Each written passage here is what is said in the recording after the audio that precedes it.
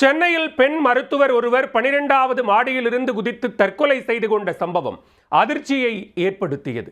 திருமணமான ஓராண்டில் அக்கா வீட்டிற்கு சென்றவர் விபரீத முடிவெடுத்ததன் சோக பின்னணி என்ன?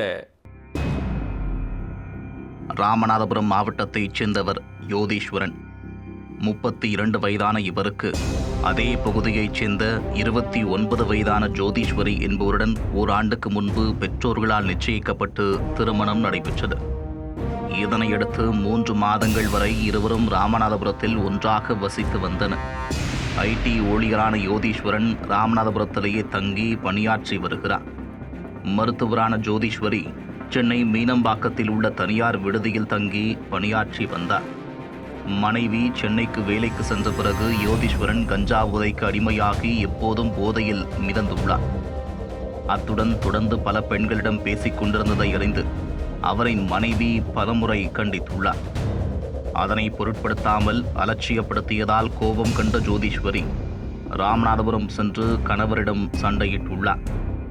அப்போது யோதீஸ்வரனின் லேப்டாப்பை ஆன் செய்து பார்த்தபோது ஜோதீஸ்வரி அதிர்ச்சியடைந்துள்ளார். அதில் தனது கணவன் பல பெண்களுடன் வெளியில் சென்று நெருக்கமாக இருக்கும் புகைப்படம் மற்றும் வீடியோக்களை கண்டு கொதித்தெழுந்துள்ளார்.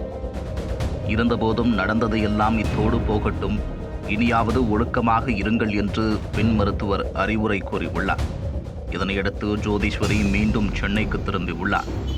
இருந்தபோதும் கணவர் தனக்கு செய்த துரோகத்தை எண்ணி மன உளைச்சலில் இருந்ததாக கூறப்படுகிறது. இந்நிலையில் பெருங்களத்தூர் பகுதியில் உள்ள தனது அக்கா வீட்டிற்கு ஜோதீஸ்வரி சென்றுள்ளார். பின்னர் அங்கிருந்து தனது வீட்டிற்கு செல்வதாக கூறிவிட்டு கிளம்பியுள்ளார். ஆனால் அவர் அந்த குடியிருப்பின் 12வது மாடிக்கு சென்று அங்கிருந்து கீழே குதித்து தற்கொலை செய்து கொண்டுள்ளார்.